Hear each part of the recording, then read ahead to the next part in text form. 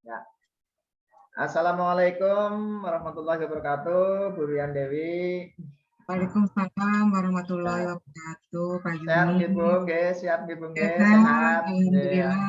Nggih, sehat ini, Pak. Alhamdulillah, Ibu. Nggih, sehat juga ini. Alhamdulillah sehingga bisa bertemu dengan Ibu ini. Alhamdulillah. Begini, Ibu, mohon izin saya rencana mau mengadakan coaching kepada Ibu, nggih. Untuk kesempatan kali ini, maka dari itu mohon izin waktunya nggih, Bu, nggih, sekitar ya maksimal 15 menit lah, Bu, ya. Baik. Gitu ya, Bu. Oke, Ibu, ada beberapa hal yang saya ingin tanyakan, Ibu. Yang pertama, sebenarnya apa sih yang akan menjadi topik percakapan kita pada kesempatan kali ini itu, Ibu? Baik, pada kesempatan ini saya akan menyampaikan tema tentang kegiatan kami di Lembaga Sertifikasi Profesi tentang Ya. uji kompetensi, Bapak. Uji kompetensi terhadap siswa nggih atau peserta didik nggih, Bu, nggih? Iya, betul. Oke, ya terima kasih. Kemudian apa sih yang Ibu inginkan dari percakapan kali ini? Akhirnya nanti, ya. Saya menginginkan bahwa siswa paham tentang uji kompetensi, kemudian alur uji kompetensi, dan siswa bisa mengikuti uji kompetensi dan mendapatkan sertifikat lulus 100%. 100% gitu ya. Oke, Yeah. Ibu, terima kasih. Terus menginginkan peserta didik lulus 100% untuk uji kompetensinya. Sebenarnya untuk situasi yang sekarang terjadi di sekolah Ibu itu apa sih sebenarnya, bagaimana? Untuk situasi yang sekarang, 2 tahun ini kita menyelenggarakan uji kompetensi, ada beberapa siswa yang tidak lulus karena di skema tertentu itu ada yang merasa kesulitan sehingga tidak mampu untuk menyelesaikan ujinya. Kita ada 5 uji kompetensi, ada 5 sub ujinya, jadi 1 sub uji yang tidak lulus maka tidak mendapatkan sertifikat. Begitu. Oh, begitu. Jadi harus semuanya ya, Bu, ya, lulus 5-5-nya ya. Ya. Terus apa yang mempengaruhi hal itu, Ibu? Yang mempengaruhi bahwa kompetensi itu lulus atau tidaknya, jelas yang pertama pengetahuan siswa, kemudian yang kedua keterampilan, dan yang ketiga adalah mental siswanya. Jadi kalau pengetahuannya siap, keterampilannya siap, mentalnya juga siap, pasti lulus 100%. Oh ya, mental dan juga pengetahuan gitu ya, Bu, ya. Oke, terima kasih. Kemudian situasi yang diinginkan itu seperti apa itu, Ibu, di kelas Ibu? Situasi yang saya inginkan, anak-anak itu punya bekal yang banyak, punya keterampilan yang siap, kemudian mental juga yang baik, sehingga ketika menghadapi ujian itu anak sudah tidak lagi minder, sudah siap dengan senjatanya, sehingga kalau perang itu sudah membawa senjata yang memang betul-betul handal begitu. Untuk mewujudkan itu ya, Bung. Oke, siap. Terus apa sih yang bisa membuat itu bisa terwujud, hal-hal yang tadi Ibu sampaikan itu bisa terwujud? Yang membuat bisa terwujud adalah ketika siswa itu pada saat proses kegiatan belajar mengajar. Tentunya ini banyak pihak yang terkait karena mata pelajaran kejuruan itu yang mengampu banyak Bapak Ibu guru, tidak hanya satu Bapak Ibu guru, tapi tim, sehingga dari tim ini harus solid memberikan bekal dan proses belajarnya itu maksimal. Kalau maksimal, nanti anak pasti akan paham dengan apa yang sedang dia hadapi ujiannya. Siap, Ibu. Kemudian apa yang menjadi gagasan Ibu untuk mewujudkan hal tersebut, Ibu, yaitu tentang kelulusan uji kompetensi itu, Ibu? Ada 2 yang harus saya siapkan untuk mewujudkan supaya anak itu bisa lulus. Yang pertama adalah sosialisasi tentang proses uji kompetensi. Karena Sosialisasi, uji oke. kompetensi ini dilaksanakan oleh lembaga sertifikasi profesi di sekolah kita. Jadi Ya, sosialisasi bagaimana ujiannya, proses oke. ujiannya itu seperti apa, dan Ya, apa yang akan dilakukan ketika ujian, itu yang pertama. ya. Kemudian yang Terus, kedua adalah menambah materi di luar kegiatan belajar mengajar yang sudah dijadwalkan dari sekolah di sore hari atau di hari-hari Sabtu Minggu yang kita off KTM-nya. oh gitu, siap.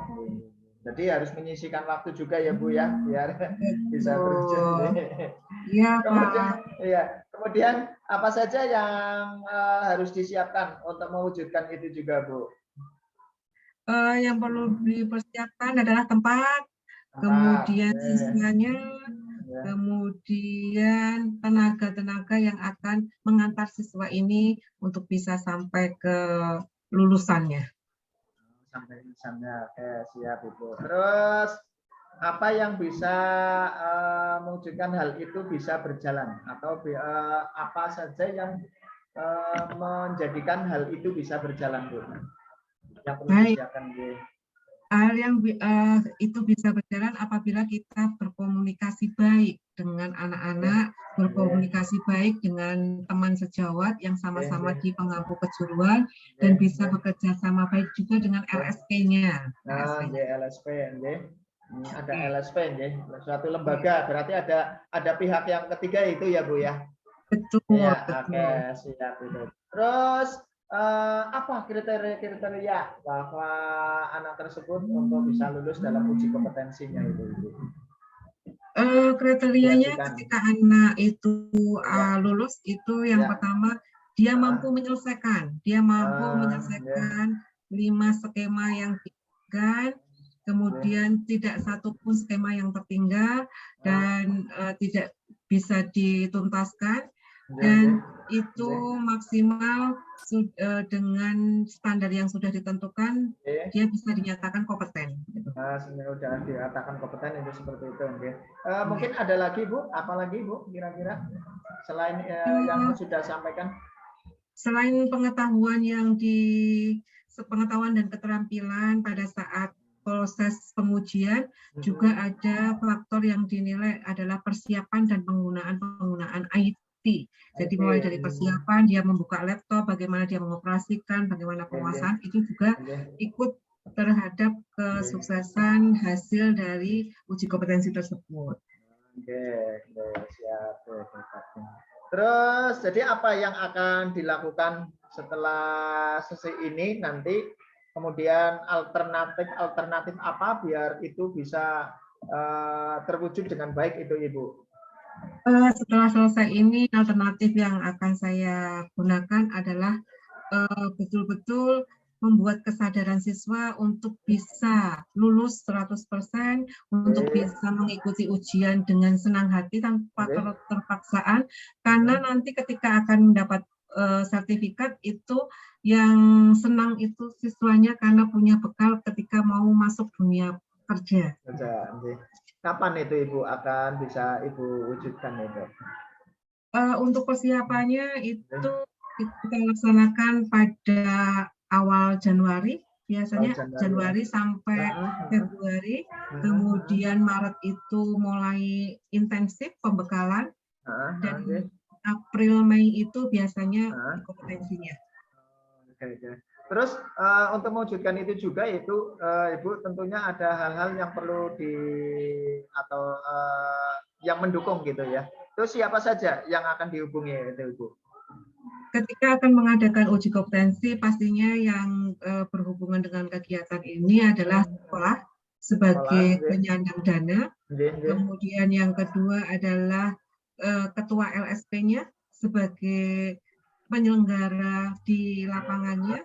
Kemudian persiapan tempat uji kompetensinya. Kalau tempat uji kompetensinya itu terkait dengan alat yang akan digunakan, kemudian bahan yang akan digunakan, kemudian internetnya yang memadai, dan sebagainya. Oke, tuh. Terus ini kira-kira nggak ada kira-kira lagi ya, harus ini ya Bu ya. Ya bagaimana memastikan memastikan hal itu ya, hal itu bisa berjalan dengan yang tadi Ibu sampaikan itu, bisa berjalan itu Ibu. Untuk bisa memastikan hal itu bisa terwujud, kita bisa satu apabila kepala sekolah sudah menyetujui, kemudian pihak LSP sudah menyelenggarakan, kemudian pihak sekolah kesiapan tempat dan sebagainya sebagai sarana uji sudah siap, serta anak-anaknya yang siap untuk ikut ujian. Ya, oke, terima kasih. Terus ini mungkin hal penting ya Bu ya, hal penting. Dalam hal ini yang paling penting untuk mendukung hal itu siapa Bu? Hal yang paling berkompeten di situ, iya, yang paling berkompeten di situ untuk mendukung atau rencana yang Ibu sampaikan itu tadi.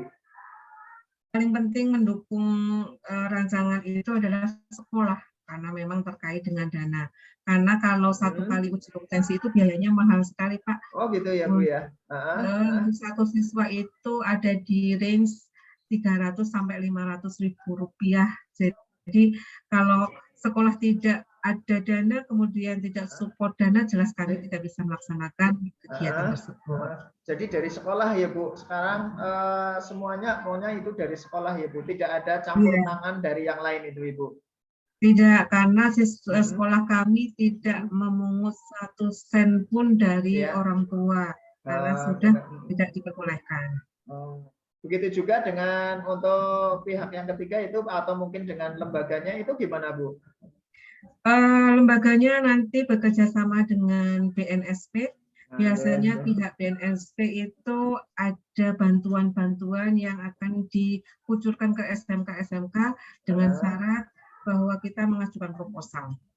Oke, mengajukan proposal tentunya untuk bisa diwujudkan begitu ya Bu. Oke Ibu, terima kasih Bu Rian Dewi, apa yang sudah disampaikan, rencana-rencana Ibu yang sudah disampaikan melalui coaching kita pada kesempatan kali ini. Mungkin sebelum saya akhiri untuk coaching pada kesempatan kali ini, ada beberapa hal yang mungkin bisa saya simpulkan di sini. Yang pertama bahwa adanya uji kompetensi di sekolah Ibu atau di kelas Ibu yang ditemani oleh Ibu semuanya. Nah, kemudian untuk uji kompetensi tersebut bisa terwujud, ya, bisa terwujud tentunya ada beberapa hal yang mendukungnya di sana. Pertama mungkin dari siswa itu sendiri. Siswa itu sendiri pengetahuan dan keterampilan ada. Ya, kemudian dari pihak sekolah. Dari pihak sekolah dalam hal ini itu tentunya adalah sebagai pimpinan sekolah, dalam ini adalah kepala sekolah, kemudian dengan lembaga yang menangani ya, yang menangani kegiatan tersebut yaitu tentang uji kompetensinya. Kemudian dengan pihak yang ketiga, andai kata itu ingin berhasil ya, ada suatu yang di dunia kerja gitu ya Bu ya. Dunia kerja juga perlu dihubungi di sana biar nanti anak bisa melaksanakan kegiatan uji kompetensi dengan baik. Yang diharapkan di sini dalam hal ini adalah biar bisa 100% lulus sehingga nantinya peserta didik itu bisa masuk dunia kerja dengan baik. Begitu nggih Bu Rian Dewi nggih. Betul, Bapak. Ya semoga ya kami hanya bisa mendoakan mudah-mudahan di sekolah Ibu ya ini rencana yang sudah Ibu sampaikan tadi melalui coaching kali ini bisa segera terwujud ya, sehingga nantinya anak-anak pun juga bisa lulus 100% dan masuk dunia kerja dengan baik. Amin. Demikian Ibu, akhir dari pembahasan kita kali ini ya, mudah-mudahan kita bisa mengambil hikmahnya ya, untuk sekolah kita ke depan akan lebih baik lagi. Demikian, terima kasih atas waktunya Ibu. Semoga untuk bisa dilanjutkan kegiatan selanjutnya Ibu. Mohon maaf sekali lagi, mohon maaf waktunya sudah menyita waktu Ibu. Terima kasih. Assalamualaikum warahmatullahi wabarakatuh. Waalaikumsalam warahmatullahi wabarakatuh. Terima kasih Pak Yunis untuk percakapan hari ini. Sama-sama Ibu, kesempatan waktunya juga.